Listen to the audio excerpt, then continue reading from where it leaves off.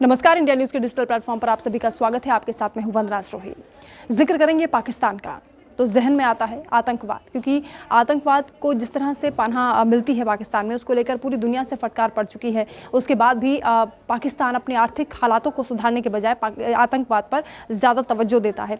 अब आर्थिक स्थिति इस कदर बिगड़ चुकी है पाकिस्तान में कि जो खाने पीने की चीज़ें हैं, बेसिक चीज़ें, यानी आटा भी वहाँ पर लोगों को नहीं उपलब्ध हो पा रहा है। बहुत ज़्यादा परेशानियाँ झेलनी पड़ रही हैं। LPG सिलेंडर 10,000 रुपये में वहाँ पर मिल रहा है, और इसीलिए प्लास्टिक कंटेनर में लोग गैस लेकर जा रहे हैं, क्योंकि उनके पास इतने पैसे नहीं हैं, वो अफोर्ड नहीं कर पा रहे हैं कि बहुत ज़्यादा पैसे के साथ वो एक बार में सिलेंडर खरीद सके। क्योंकि 10,000 का अगर आप सोचिए कि LPG सिलेंडर मिल रहा है, तो बाकी खाने पीने की चीज़ें कितनी ज़्यादा वहाँ पर महंगी होंगी, और कितनी आर्थिक तंगी के दौर से पाकिस्तान गुजर रहा है कि कर्ज के बोझ तले दब चुका है।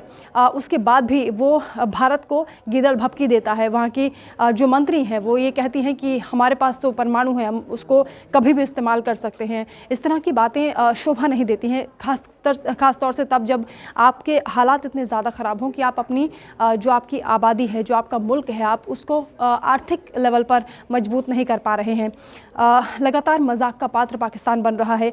हालांकि अभी ये जो खबर सामने आई है उसमें बताया जा रहा है कि अमेरिका के वॉशिंगटन में जो पाकिस्तान का दूतावास है, वो 15 साल से वो इमारत खाली पड़ी है, और उस इमारत को बेचने का फैसला अब पाकिस्तान ने किया है, क्योंकि बहुत ज़्यादा कर्ज अब पाकिस्तान पर हो चुका है, और उस कर्ज को कहीं ना कहीं से उसको चुकाना होगा, नहीं तो हालात आने वाले वक्त में और भी ज़्यादा बिगड़ सकते हैं। आप अंदाज़ा लगाइए कि आर्थिक स्थिति तो ख़राब हो ही रही है, जो बेसिक चीज़ें हैं वो भी वहाँ पर उपलब्ध नहीं हो पा रही हैं। ऐसे में फ़ैसला ये किया गया सरकार की ओर से कि रात को 8 बजे के बाद जो बाज़ार हैं वहाँ पर बंद कर दिए जाएंगे, ताकि कुछ ना कुछ जो मदद मिल सकती है वो लोगों तक पहुँच सके।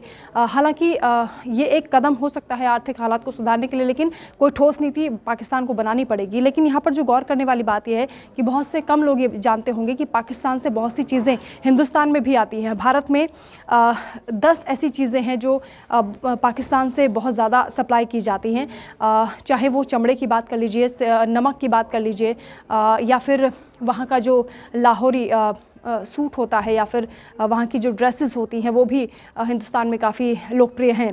तांबा पाकिस्तान से मंगाया जाता है। यहाँ तक कि कोरोना काल में भी 80 करोड़ का वहाँ से सामान मंगाया गया था। यानी पाकिस्तान से बहुत सी चीज़ें हैं जो भारत में आती हैं, भले ही LOC पर कितना भी तनाव क्यों ना हो, लेकिन जब इकोनॉमिकली बात सामने आती है तो कई ऐसे देश हैं जहाँ से चीज़ें भारत में निर्यात भी की जाती हैं, आयात भी की जाती हैं। तो पाकिस्तान के लिए अब, क्योंकि पड़ोसी मुल्क होने के नाते भी चिंता जताई जा रही है कि हिंदुस्तान से सीखना चाहिए पाकिस्तान को, और जिस तरह से इकोनॉमिक क्राइसिस हमने देखी कोरोना के टाइम पर, भारत उससे कैसे उभरा है, ये पाकिस्तान को उससे सबक लेना चाहिए। और पाकिस्तान की जो मौजूदा सरकार है उसको ये समझना चाहिए कि जो आबादी है, जो उनका मुल्क है, जो लोग वहाँ पर परेशानी से जूझ रहे हैं, कम से कम बेसिक जो चीज़ें हैं वो उन तक पहुँचनी चाहिए। नहीं तो श्रीलंका जैसा अगर हालात उनके साथ भी बन गए तो बहुत बुरी स्थिति आ जाएगी। और ये वक्त है संभलने का, ये वक्त है सीखने का, ना कि दूसरों को नसीहत देने का या दूसरों को गिदड़ भभकी देने का।